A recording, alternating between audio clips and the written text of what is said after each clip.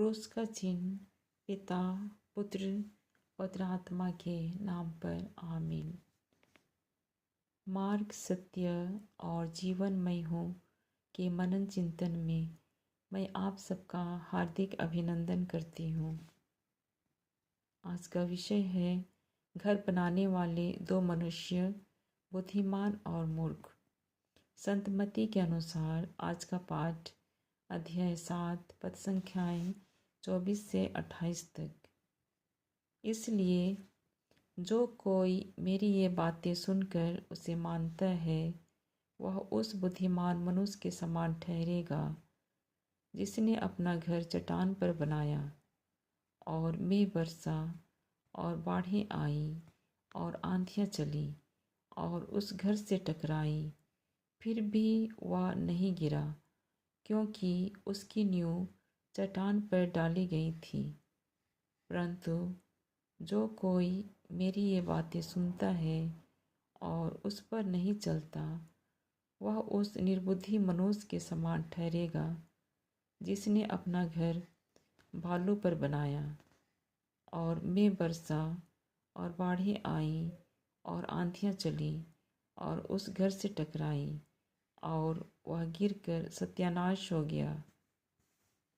जब यीशु ये बातें कह चुका तो ऐसा हुआ कि भीड़ उसके उपदेश से चकित हुई, क्योंकि वह उसके शास्त्रियों के समान नहीं परंतु अधिकारी के समान उन्हें उपदेश देता था।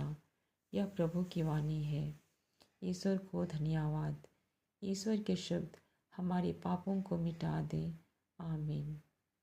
मनन चिंतन।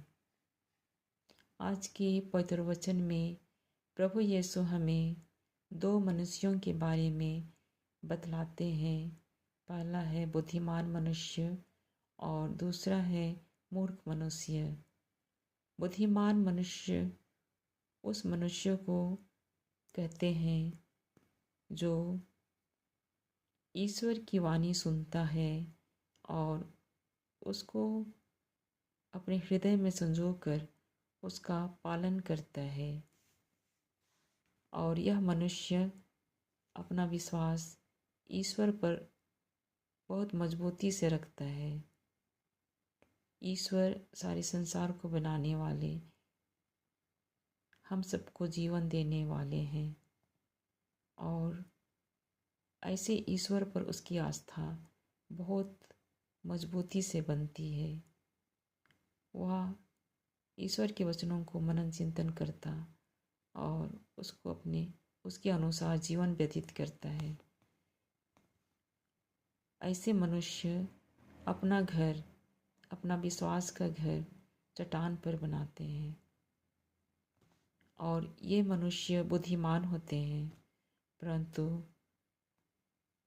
वह मनुष्य जो ईश्वर के वचन को सुनता पर उसका पालन नहीं करता, वह उस मनुष्य के सदृश है जो अपना घर बालू पर बनाता है।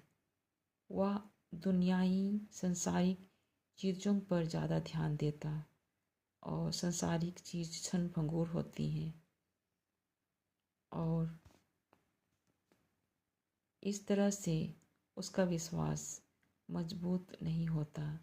ईश्वर पर उसका श्रद्धा, इसने हमें बनाया, इस सृष्टि को बनाया, उस पर मजबूत नहीं होता और जब कभी दुख तकलीफ या संकट उनके जीवन में आते तो वह टूट जाता है, बिखर जाता है और उसका जीवन सर्वनाश हो जाता है।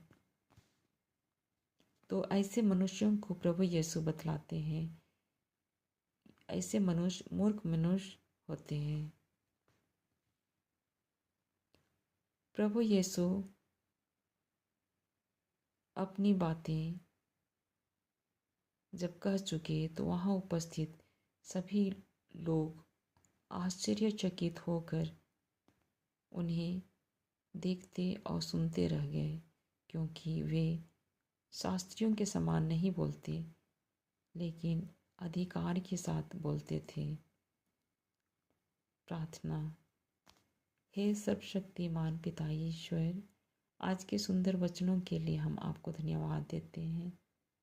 पिता ईश्वर, हम सबको कृपा प्रदान कीजिए, हमारे अपराधों को क्षमा कीजिए, जिससे हम बाइबल के वचन को सुनकर उसके अनुसार चल सकें, उसको अपने हृदय में संजो के रख सकें, और जो शैतान ईश्वर के वचन को हमारे दिल तक, हमारे कानों तक आने नहीं देता, उसे चुरा के ले जाता है, ऐसे शैतानों से हमारी रक्षा कर, और ऐसे ईश्वर के वचन के बीज को हमारे हृदय के उपजाऊ भूमि में गिराने की कृपा कर, जिससे ये 100 गुना फल ला सके।